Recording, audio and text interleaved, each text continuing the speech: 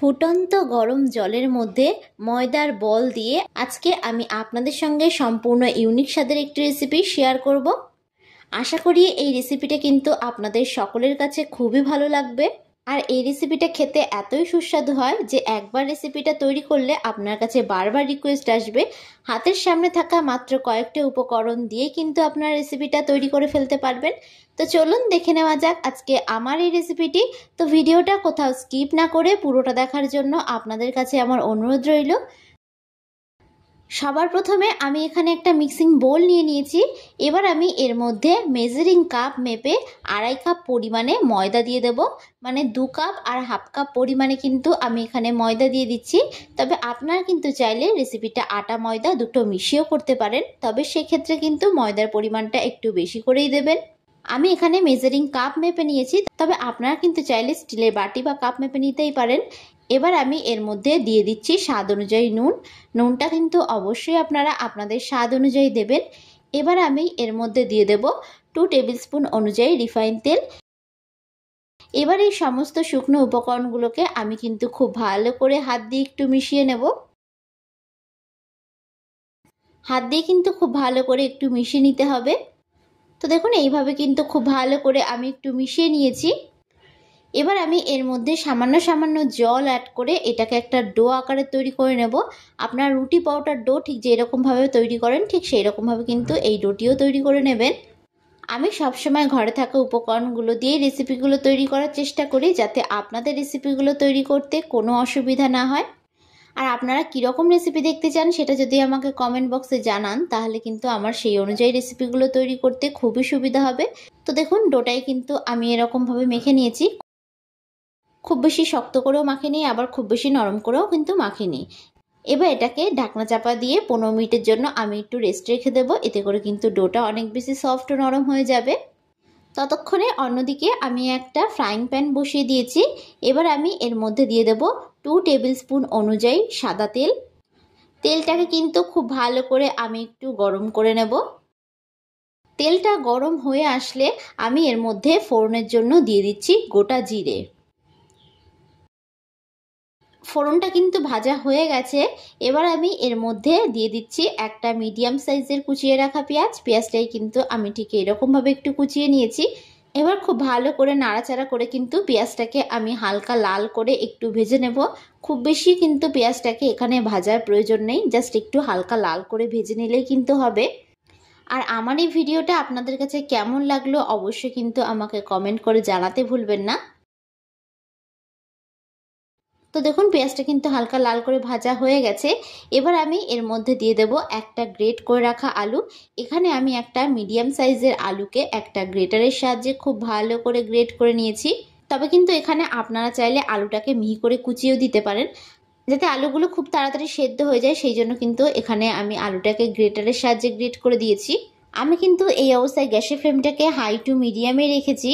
গ্যাসের ফ্লেমটাকে high to medium রেখে আমি অনবরত নাড়াচাড়া করে কিন্তু আলুটাকে একটু ভেজে নেব। এবার আমি এর মধ্যে দিয়ে দিচ্ছি ঝালের জন্য কাঁচা লঙ্কা কুচি। ঝালটা এখানে আপনারা যে যতটা খেতে পছন্দ করবেন ঠিক সেই অনুযায়ী কিন্তু এখানে ঝালের ব্যবহার করবেন। এই রেসিপিটা কিন্তু আপনারা বাচ্চা অথবা বড়দের টিফিনে অনায়াসে তৈরি করে দিতে পারবেন। তাছাড়া এই রেসিপিটা কেবলমাত্র যদি আপনারা বাচ্চাদের জন্য তৈরি করে থাকেন, তাহলে কিন্তু আপনারা এখানে লঙ্কাটাকে স্কিপ করে দেবেন। এবার আমি এর মধ্যে অ্যাড করে দিচ্ছি স্বাদ অনুযায়ী লবণ। নুনটা কিন্তু অবশ্যই এখানে আপনারা আপনাদের টেস্ট অনুযায়ী দেবেন। ও দিয়ে দেব হলুদ গুঁড়ো। এবার নুন ও হলুদ দিয়ে আমি আবারও খুব ভালো করে নাড়াচাড়া করে কিন্তু একটু মিশিয়ে নেব। গ্যাসের ফ্লেমটাকে হাই টু মিডিয়ামে রেখেই কিন্তু আমি আলুটাকে খুব ভালো করে একটু ভেজে নেব। আমি এখানে কেবলমাত্র আলু দিয়ে কিন্তু রেসিপিটা আপনাদেরকে তৈরি করে দেখাচ্ছি। আপনারা কিন্তু এখানে চাইলে অন্য যে কোনো সবজি অ্যাড করে দিতে পারেন, যেমন গাজর, বিনস। খুব ভালো করে কিন্তু আমি একটু নাড়াচাড়া করে আলুগুলোকে হালকা করে একটু ভেজে নিচ্ছি। এবার আমি ঢাকনা চাপা দিয়ে দেব 2 মিনিটের জন্য। গ্যাসের ফ্লেমটাই কিন্তু আমি একদমই মিডিয়ামে করে দিয়েছি। ঢাকনা চাপা দেওয়াতে কিন্তু আলুটা খুব ভালোভাবে সেদ্ধ হয়ে যাবে। 2 মিনিট পর আমি ঢাকনা সরিয়ে নিলাম। তো আবারও খুব ভালো করে আমি একটু নাড়াচাড়া করে নিচ্ছি। তো দেখুন আলুটা কিন্তু খুব ভালো করে এখানে সেদ্ধ হয়ে এসেছে। এরকমভাবে ঢাকনা চাপা দিয়ে রান্নাটা করে নেবেন, তাহলে কিন্তু রান্নাটা খুব সহজেই হয়ে যাবে। এবার আমি এর মধ্যে অ্যাড করে দিচ্ছি গরম মশলার গুঁড়ো। গরম মশলার গুঁড়ো দিয়ে আমি খুব ভালো করে একটু নাড়াচাড়া করে কিন্তু মিশিয়ে নিচ্ছি। তো দেখুন আলুটা কিন্তু সম্পূর্ণ ভাজা হয়ে গেছে আর আলুটাও কিন্তু খুব ভালোভাবে সেদ্ধ হয়ে গেছে। এবার আমি গ্যাসের ফ্লেমটাকে অফ করে দিয়ে এটাকে অন্য একটি পাত্রে নামিয়ে নিচ্ছি। অন্যদিকে যে ময়দার ডোটা আমি মেখে রেখেছিলাম সেটাকে ঢাকনা সরিয়ে আমি আবারও খুব ভালো করে একটু মেখে নেব। তবে খুব বেশিক্ষণ কিন্তু এখানে মাখার প্রয়োজন নেই। এবার আমি এটার থেকে লেচি কেটে নেব। আমি কিন্তু এখানে ঠিক এই রকম বড় করে একটু লেচি কেটে নেব। তো এই ডোটার থেকে কিন্তু আমি বড় করে দুটো লেচি কেটে নিয়েছি। এবার লেচিগুলোকে দু হাত দিয়ে ভালো করে গোল করে একটু চ্যাপ্টা করে নেব। এতে করে কিন্তু লেচিটা বেলতে আমার অনেক বেশি সুবিধা হবে। তো ঠিক এরকম বড় করে কিন্তু লেচিগুলোকে কেটে নেবেন। এবার আমি অন্যদিকে একটা চপিং বোর্ড নিয়ে নিয়েছি। এই চপিং বোর্ডটার উপর আমি বেলে নেব, তবে আপনারা কিন্তু চাইলে কিচেন স্ল্যাপেও বেলে নিতে পারেন। এবার একটা লেচি নিয়ে নিচ্ছি। এবার আমি এর উপর থেকে সামান্য পরিমাণে একটু ময়দা ছড়িয়ে দেবো। ময়দার মধ্যে আমি লেচিটাকে খুব ভালো করে একটু কোট করে নিয়েছি। এবার এটাকে কিন্তু খুব ভালো করে আমি একটু বেলে নেব। খুব বেশি মোটা করেও বেলবেন না, আবার খুব বেশি পাতলা করেও কিন্তু বেলবেন না। আপনারা রুটি যেরকমভাবে বেলে নেন ঠিক সেই রকমভাবে কিন্তু একটু বেলে নেবেন।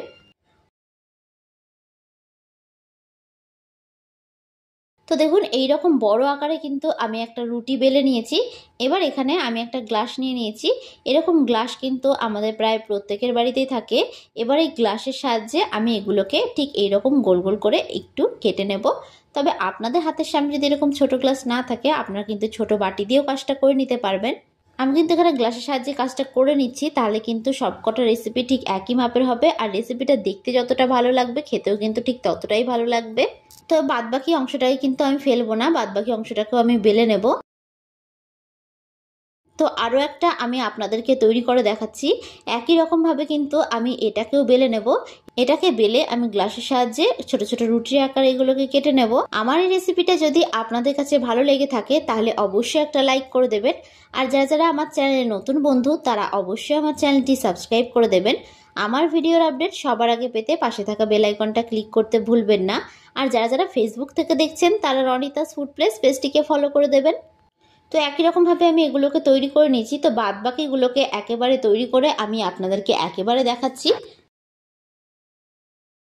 তো দেখুন এখানে কিন্তু সবগুলোকেই ঠিক একই রকমভাবে আমি তৈরি করে নিয়েছি। আপনারা ঠিক এইভাবেই কাজটি করে নেবেন। এবার এখান থেকে ছোট একটা রুটি আমি নিয়ে নিলাম। এবার আগে থেকে যে পুরটা আমি রেডি করে রেখেছিলাম সেই পুরটা এখানে সামান্য পরিমাণে একটু দিয়ে দেব। এবার মুখটাকে কিন্তু এরকমভাবে ঠিক একটু বন্ধ করে দেব। এবার হালকা করে আমি এরকম একটু গোল শেপের করে নিচ্ছি। এতে কিন্তু রেসিপিটা দেখতে অনেক বেশি ভালো লাগবে। তো আরও একটা আমি আপনাদেরকে তৈরি করে দেখাচ্ছি। আপনারা খুব ভালোভাবে লক্ষ্য করলে বুঝতে পারবেন আমি কাজটা কিভাবে করছি। কাজটা কিন্তু খুবই সহজ। ঠিক এইভাবে কিন্তু আপনারা কাজটা করবেন, তাহলে কিন্তু কাজটা করতে কোনো অসুবিধা মনে হবে না। তো এইরকমভাবে কিন্তু সবগুলোকে আমি তৈরি করে নেব। সবগুলোর মধ্যে পুর ভরে তারপরে আমি আপনাদেরকে একেবারে দেখাচ্ছি। তো এখানে সবকটা রুটির মধ্যে আমি পুরটাকে ভালো করে ভরে নিয়েছি। রুটিগুলো একই মাপের কাটাতে কিন্তু সমস্ত লেচিগুলো ঠিক একই মাপের হয়েছে। এবার অন্যদিকে আমি একটা কড়াই বসিয়ে দিলাম। কড়াইয়ের মধ্যে আমি দিয়ে দেব বেশ খানিকটা পরিমাণে জল। গ্যাসের ফ্লেমটাকে হাই রেখে কিন্তু আমি জলটাকে একটু গরম করে নেব। এবার আমি এর মধ্যে একে একে লেচিগুলোকে দিয়ে দেব। আপনারা একবার হলেও বাড়িতে এই রেসিপিটি ট্রাই করে দেখতে পারেন। একবার খেলে কিন্তু বারবার খেতে মন চাইবে। হাতের সামনে থাকা মাত্র কয়েকটি উপকরণ দিয়ে কিন্তু আপনারা এই রেসিপিটা খুব সহজেই তৈরি করে ফেলতে পারবেন। তো দেখুন একে একে কিন্তু সমস্ত লেচিগুলোকে আমি এখানে দিয়ে দিয়েছি। এবার গ্যাসের ফ্লেমটাকে মিডিয়ামে রেখে 2 মিনিটের জন্য আমি ঢাকনা চাপা দিয়ে দেব। এইভাবে ঢাকনা চাপা দিয়ে কিন্তু খুব ভালো করে আমি একটু সেদ্ধ করে নেব। তো 2 মিনিট পর আমি ঢাকনা সরিয়ে নিলাম। তো দেখুন লেচিগুলো কিন্তু ওপরের দিকে ভেসে উঠেছে। লেচিগুলো ওপরের দিকে যখন ভেসে উঠবে তখন বুঝে যাবেন যে লেচিগুলো কিন্তু খুব ভালো করে সেদ্ধ হয়ে গেছে। দেখুন সবকটা লেচিগুলো কিন্তু ভেসে উঠেছে। তো এটা খুব ভালো করে কিন্তু আমাদের সেদ্ধ হয়ে গেছে। তো এটাকে আমি অন্য একটি পাত্রে তুলে নিচ্ছি। আমি একটা চামচের সাহায্যে কিন্তু জল ছেঁকে এগুলোকে অন্য একটি পাত্রে তুলে নিচ্ছি। এগুলোকে কিন্তু একটা বড় পাত্রে বা বড় থালার মধ্যে রেখে খুব ভালো করে কিন্তু একটু ঠান্ডা করে নেবেন। এবার আমি অন্যদিকে একটা ফ্রাইং প্যান বসিয়ে দিলাম। গ্যাসের ফ্লেমটাকে হাই রেখে কিন্তু আমি প্যানটাকে খুব ভালো করে একটু গরম করে নিয়েছি। এবার আমি এর মধ্যে দিয়ে দিচ্ছি সামান্য পরিমাণে সাদা তেল। তেলটা কিন্তু আমি খুবই সামান্য পরিমাণে দিয়েছি। এবার আমি এর মধ্যে দিয়ে দিচ্ছি সাদা তিল ও দিয়ে দেব আমি এর মধ্যে কারি পাতা। এবার এটাকে কিন্তু আমি হালকা করে একটু ভেজে নেব। কারি পাতা দেওয়াতে কিন্তু একটা সুন্দর স্মেল আসছে। এবার আমি আগে থেকে সেদ্ধ করে রাখা লিচিগুলো দিয়ে দেব। এগুলো ভাজতে কিন্তু খুব বেশি একটা সময় লাগবে না, যেহেতু কিন্তু আমি এগুলোকে আগে থেকে সেদ্ধ করে নিয়েছিলাম। এবার গ্যাসের ফ্লেমটাকে হাই রেখে আমি দুপিঠটাকে বেশ উল্টে পাল্টে ভালো করে একটু ভেজে নেব। এরকমভাবে একটু ভেজে নেওয়াতে কিন্তু এর টেস্টটা দ্বিগুণ হয়ে যায়। এক পিঠটা হালকা লাল হয়ে গেলে এগুলোকে উল্টে দেব। উল্টে অপর পিঠটাকেও কিন্তু খুব ভালো করে আমি একটু ভেজে নিচ্ছি। আমার এই রেসিপিটা আপনাদের কাছে যদি ভালো লেগে থাকে তাহলে অবশ্যই একটা লাইক করে দেবেন। আর যারা যারা আমার চ্যানেলে নতুন বন্ধু তারা অবশ্যই আমার চ্যানেলটি সাবস্ক্রাইব করে দেবেন। আমার ভিডিওর আপডেট সবার আগে পেতে পাশে থাকা বেল আইকনটা ক্লিক করতে ভুলবেন না। আর যারা যারা ফেসবুক থেকে দেখছেন তারা রনিতাস ফুড প্লেস পেজটিকে ফলো করে দেবেন। তো ভিডিওটা শেষ পর্যন্ত দেখার জন্য আপনাদেরকে আমি অসংখ্য ধন্যবাদ জানাই। তো দেখুন এগুলো কিন্তু খুব ভালো করে ভাজা হয়ে গেছে। তো এগুলোকে তেল থেকে আমি অন্য একটি পাত্রে তুলে নিচ্ছি। তো দেখেই নিলেন খুব সুন্দরভাবে তৈরি হয়ে গেছে ইউনিক স্বাদের এই রেসিপিটি। তো আপনাদের কাছে আমার রিকোয়েস্ট থাকলো এই রেসিপিটি বাড়িতে একবার হলেও তৈরি করে খাওয়ার জন্য। তো আজকের মতন আমি বিদায় জানালাম। আবারও হাজির হব আপনাদের সামনে নতুন একটি রেসিপির ভিডিও নিয়ে। তো আশা করি আপনারা সকলে ভালো থাকবেন, সুস্থ থাকবেন। ধন্যবাদ।